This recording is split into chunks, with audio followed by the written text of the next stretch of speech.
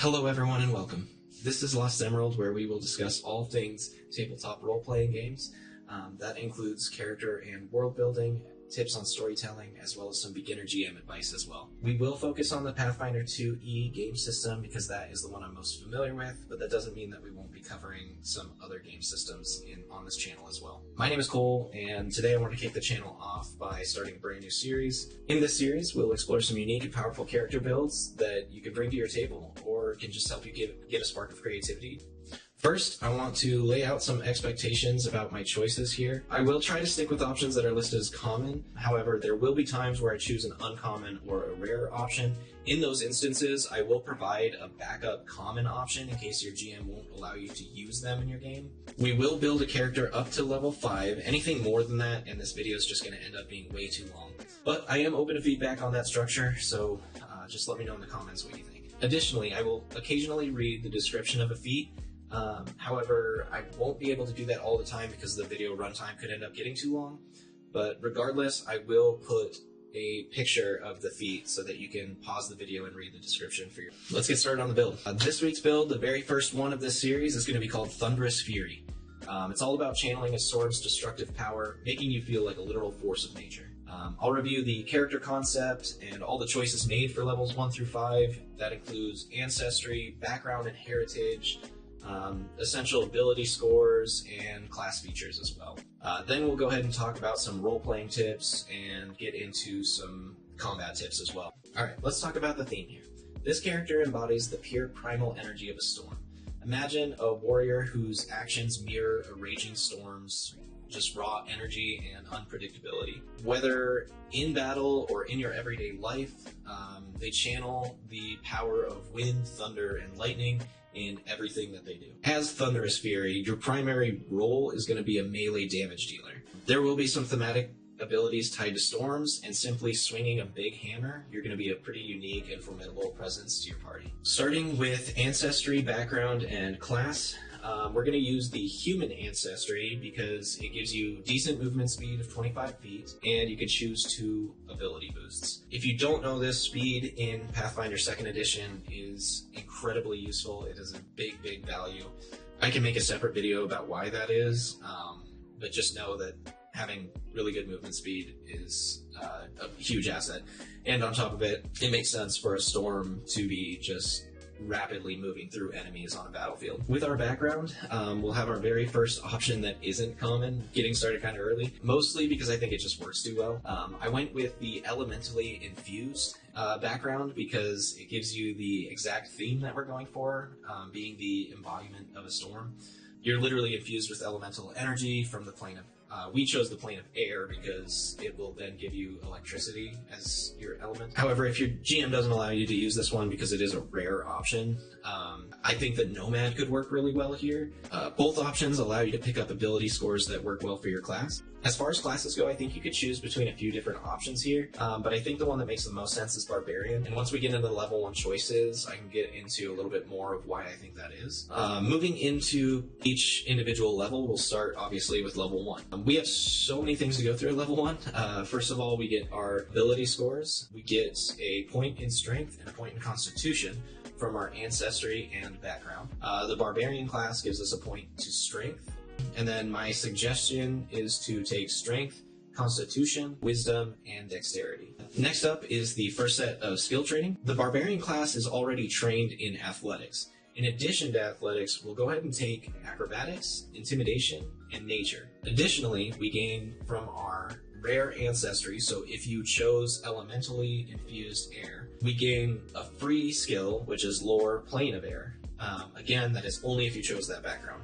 We also get to choose our Barbarian Instinct at level 1, and this is where the theme really starts to take its shape. For this one, it seems pretty obvious, but we're going to go with Elemental Instinct, and then we'll go ahead and take air as our element. This, again, gives us access to electricity damage. This will turn your rage into Elemental Rage. You're cloaked in a vortex of elemental matter. I kind of see that as just like a tornado of electricity around your character as soon as they enter a rage, almost like going into Super Saiyan. You increase the additional damage that rage gives you from 2 to 4, and then you change the damage type of the element to the element that you selected. So again, for us, we chose electricity, so that's what your damage type is going to be. At level 1, we also get to choose our heritage.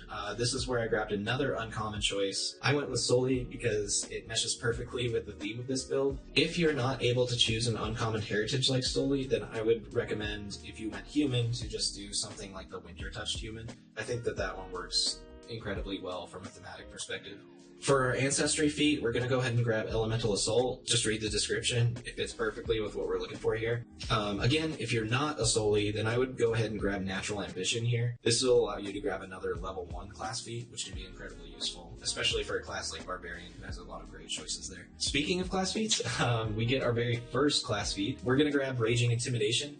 This is going to allow you to demoralize while raging, as well as give us access to a free feat, which is Intimidating Glare. That way you don't have to worry about speaking the enemy's language to attempt to demoralize it, or speak to the enemy at all. However, you could grab just about anything here. I think all of them are going to feel like a storm when you're an Elemental Instinct Barbarian. Moving on to level 2, once you're past level 1, selection gets a bit easier and a little bit quicker.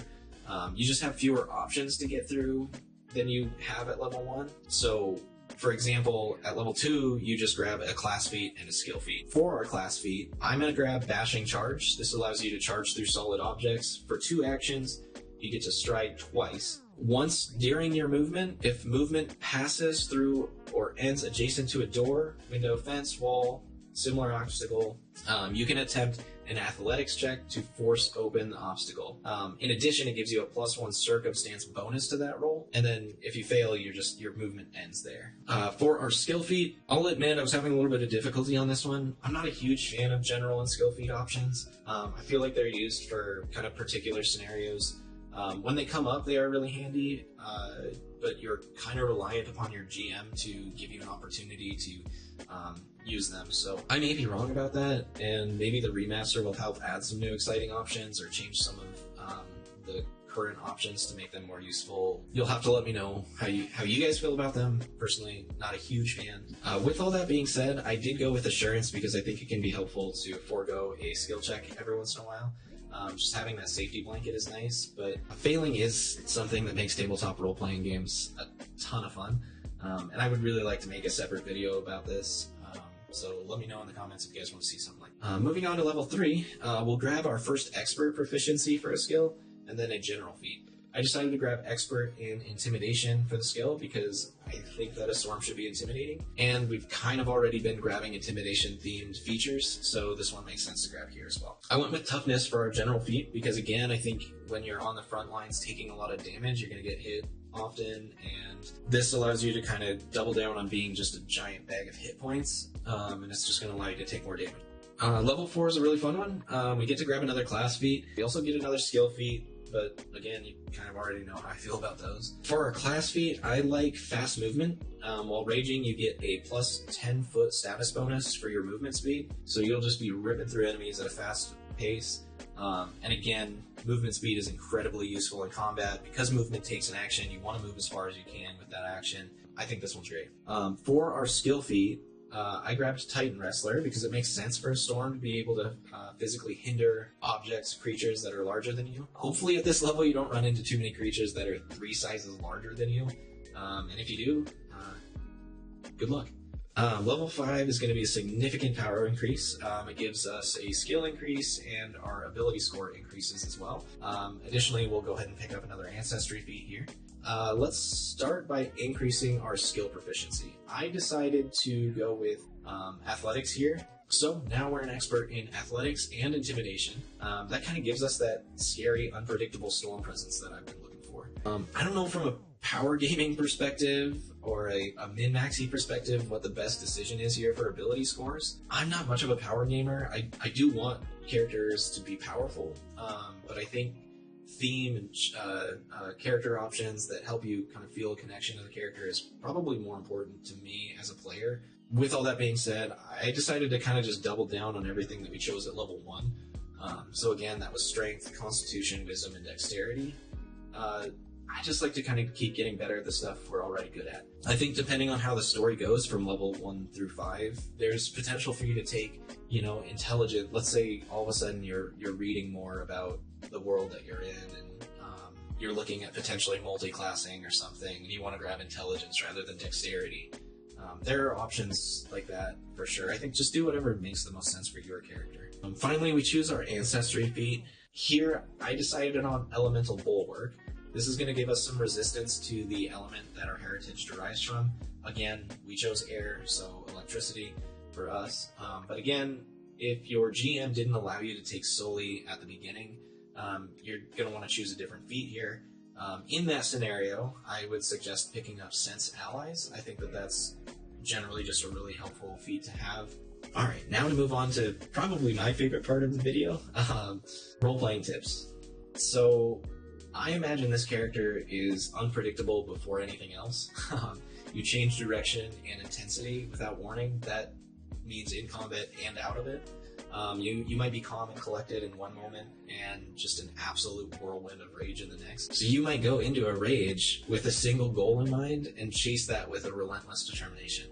You don't stop until that goal's been reached. Finally, I picture this character as having a deep connection to the primal forces of nature. You can always kind of imagine that the wind, thunder, lightning, all of these elements are more than what others see them as. They aren't just simply forces of nature, they're your friends and allies. When the winds change, maybe that's them sending you a message of things to come. You have a deep, profound respect for the natural world, but primarily for things like storms and weather. I could also see this character reminding or even educating their companions on the significance of the elements. Maybe your character pauses and observes a storm that's out in the distance. Whatever character choices you make in role-playing, embrace them. Just keep in mind that the other players at the table are having fun too. Nothing that you should do should hinder their ability to have fun. When it comes to combat, that's kind of where your elemental nature really, truly shines, because that's where you're most often going to be entering into a rage. I think you're going to be wild and unpredictable. You use elements and nature to your advantage. So maybe you leap off the high ground. You might switch targets unpredictably. You definitely don't back down until your foe's defeated. You know, at later levels, you can throw in some lightning and thunder. Whatever it is, work with your GM. Maybe there's just some flavor thematically that you can throw in there that doesn't have any power attached to it, just something that makes your character look and feel more interesting to you. That's it. That's the Thunderous Fury Barbarian. Again, this was for Pathfinder 2E. They are a relentless, chaotic, elementally charged barbarian. Shape and shift things however you like. I hope that you found this enjoyable. I'll also do some world building, role playing, character building, storytelling, all those types of tips and tricks. That's really where my favorite area of tabletop role playing games lies. So I'm going to continue to make videos, but I do also want to do these as well moving forward because I love building characters. So I'll just be posting interesting character builds. Also, let me know if you want me to do a quick backstory for these guys. Maybe something to kind of give you guys another jump start. I can also do character backstory videos separately, so just kind of let me know what you think there. There's so much more that I want to show you guys. I'm going to continue to make videos, so if you want to catch those, please subscribe to the channel, like the video, throw something in the comments, tell me what you'd like to see next, whether that's a character concept or some other video that I've talked about. Just let me know. If nothing else, thank you, and I appreciate you taking the time to watch this.